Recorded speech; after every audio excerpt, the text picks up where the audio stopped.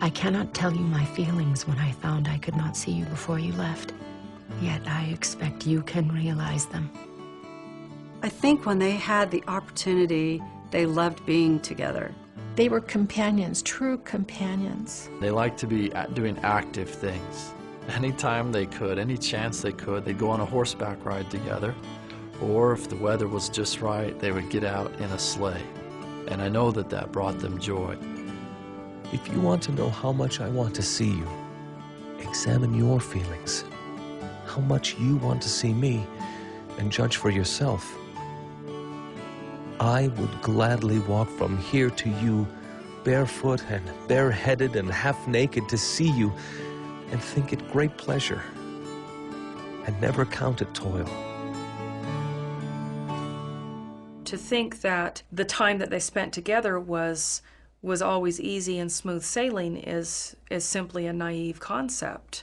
Do they have any of the normal frustrations of family life? Of course, all of them. When you look at the history of Joseph and Emma together, there were relatively few blocks of time when they were together for long periods.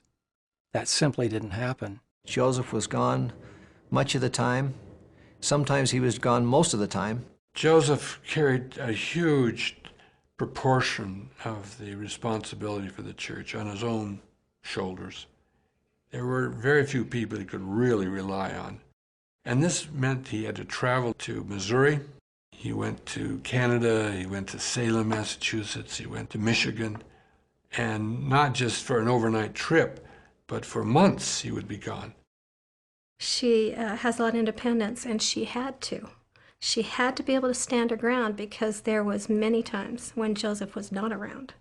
And she had to be the person to hold things together. And so a great burden would have been left on her every time he was absent.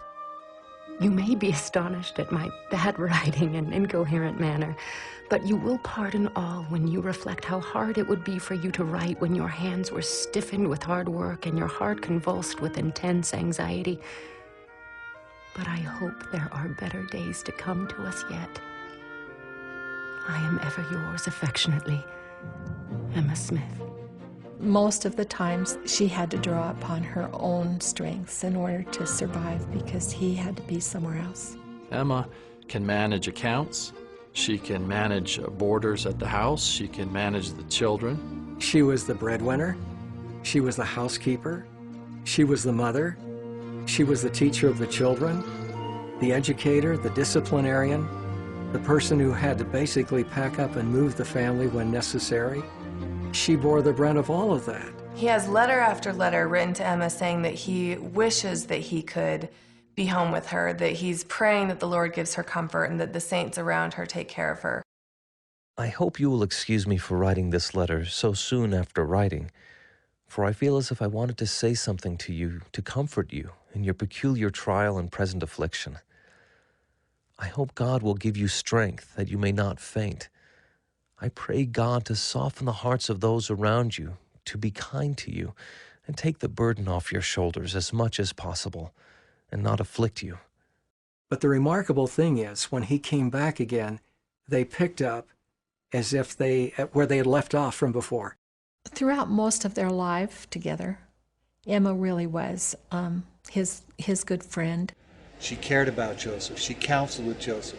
You know, their relationship, as far as I can tell, was one of openness, sharing, discussing. Joseph confided more to Emma than anyone. With emotions known only to God do I write this letter.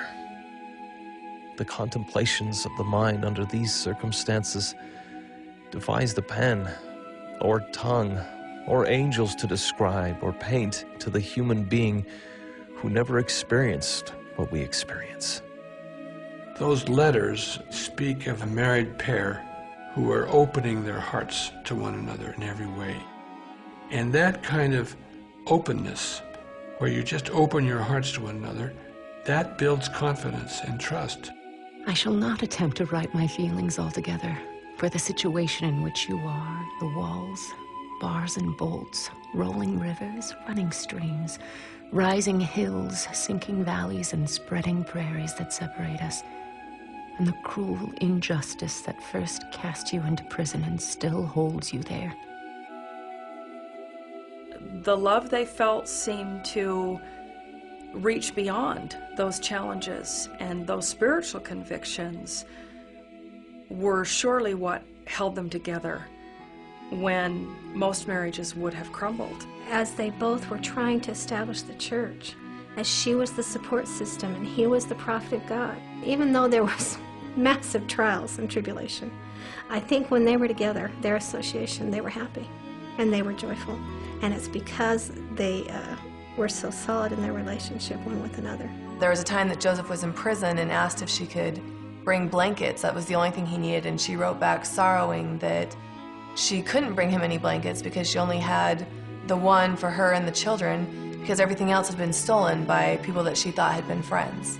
And when he realized what was going on with his wife, that's when he said to the Lord, "Where is the pavilion of thy hiding place?"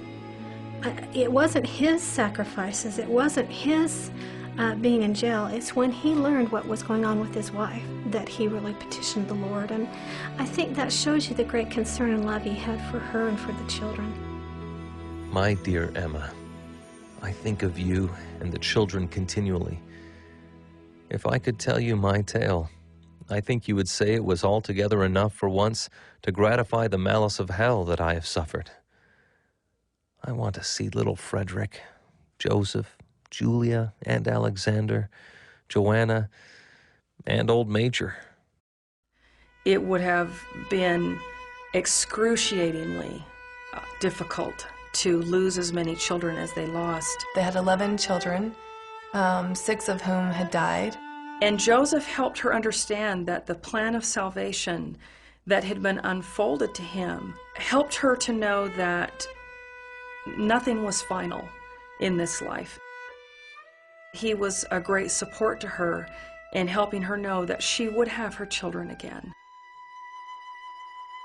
They suffered a lot of tragedy, deaths of children, but they did really rejoice in the children that they did have. The joy of Joseph and Emma when they had a first living child had to have been the most supreme experience for them.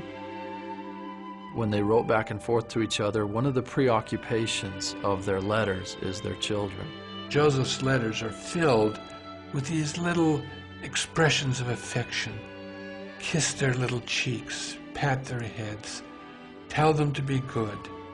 And you got the feeling that he was deeply invested in those children.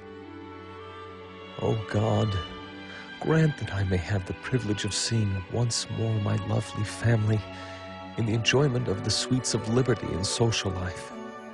To press them to my bosom and kiss their lovely cheeks would fill my heart with unspeakable gratitude. Emma, tell the children that I am alive and trust I shall come and see them before long. Joseph enjoyed playing with the children, especially in stick poles and wrestling.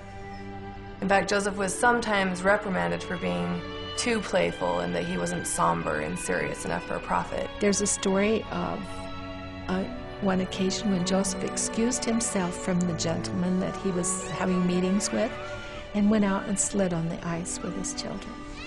He could have become entirely a public man, but he was a private man. He spent time at home and he was interested in those kids, and he let it be known. I returned to my room to meditate and calm my mind, and behold, the thoughts of home, of Emma and Julia rushes upon my mind like a flood, and I could wish for a moment to be with them.